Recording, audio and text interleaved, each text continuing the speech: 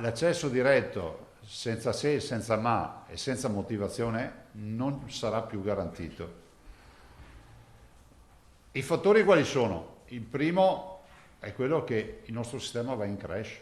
La svolta arriva con lo scoccare della mezzanotte, da quando cioè entrerà in vigore il nuovo piano di sanità pubblica per il Veneto, che ridisegna ancora una volta la strategia di attacco al virus ai tempi della variante Delta e del vaccino. Il Veneto era l'unica regione in Italia a garantire l'accesso gratuito per tutti, ma da inizio agosto sono cambiati i presupposti. A dimostrarlo le code ai Covid Point di questi giorni, che hanno imposto un'accelerazione a Palazzo Balbi e quindi l'immediata esecutività della delibera di giunta. Prima il Green Pass, poi le nuove regole per il rientro dei turisti nei paesi di provenienza, Germania in primis. Impossibile garantire il test a tutti, questione di costi ma anche di personale impiegato. Vi ricordo che chi fa i tamponi non sono personale estraneo alla sanità, sono i nostri sanitari.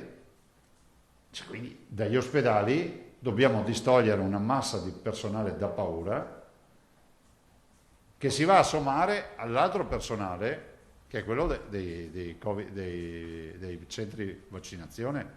Il test resta gratuito per le categorie esentate dalla vaccinazione, minori di anni 12 per esempio, o per chi deve fare visita ai propri cari. Per tutti gli altri avrà un costo in linea con le tariffe nazionali. Il commissario Figliuolo ha fatto un accordo nazionale per 8 euro dai 12 ai 17 anni a tampone e 15 euro sopra i 18 anni, con tutte le farmacie. 22 euro il costo per i turisti che devono rientrare nei paesi d'origine e per chi non è residente in Veneto. L'altra faccia della medaglia è quello delle vaccinazioni, che restano ovviamente gratuite, sulle quali anzi si vuole premere sull'acceleratore. Le dosi certo non mancano, oggi più che mai. Anche per questo si vaccinerà anche a Ferragosto. Agosto sarà un mese interessato da almeno 1 milione di vaccini disponibili. L'appello è che chi vuole vaccinarsi nella totale volontarietà, libertà, poi ognuno fa quello che vuole, si sappiano che ci sono i posti.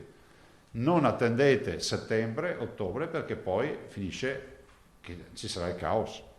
Vaccinazione che resta non obbligatoria, sottolinea Zaia, ma che ha di certo cambiato il corso della pandemia. Oggi, se gli ospedali hanno un coefficiente di occupazione del 2%, lo si deve, piaccia o non piaccia, ai cittadini che si sono vaccinati. Deve essere chiaro questo. Io non vi so dire se all'infinito il vaccino ci darà questi risultati. Vi dico che oggi, dati alla mano, la vaccinazione ci ha permesso di non andare a riempire nuovamente gli ospedali.